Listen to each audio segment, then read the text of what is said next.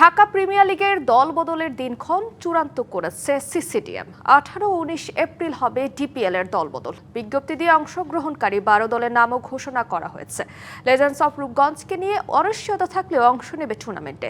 এছাড়া মোহামেডান, আবাহনীর মতো ঐতিহ্যবাহী দলগুলো প্রস্তুত ডিপিএলে উন্মাদনা ছড়াতে।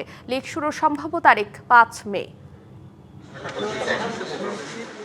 ঢাকার ক্লাব ক্রিকেটের সবচেয়ে জমজমাট, আকর্ষণীয় ও প্রতিদ্বন্দ্বিতাপূর্ণ আসর ঢাকা প্রিমিয়ার লিগ নিয়েছিল শঙ্কা। অনিশ্চয়তার দোলাচল কেটেছে ক্ষমতার পালাবদলে। বিসিবির নেতৃত্বে তামিম আসার পরই বদলে গেছে দৃশ্যপট।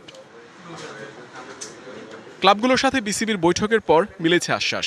দলবদলের দিনক্ষণ চূড়ান্ত করা হয়েছে। 18 ও 19 এপ্রিল সকাল 11টা থেকে বিকাল 5টা পর্যন্ত চলবে আনুষ্ঠানিকতা। মূলত আসর শুরুর আগেই নিজেদের নতুন করে গুছিয়ে নেওয়ার সুযোগ পাবে দলগুলো।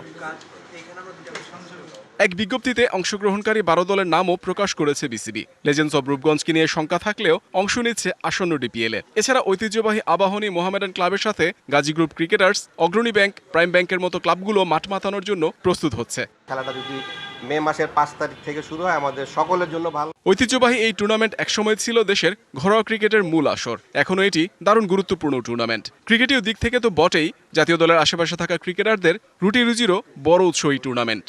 প্রিমিয়ার লিগ তো বাংলাদেশের সবচেয়ে বড় লিগ, এটা যেদিক দিয়ে বলেন আপনি, তো সবাই আমার মনে হয় যে সবাই প্রস্তুত আছে।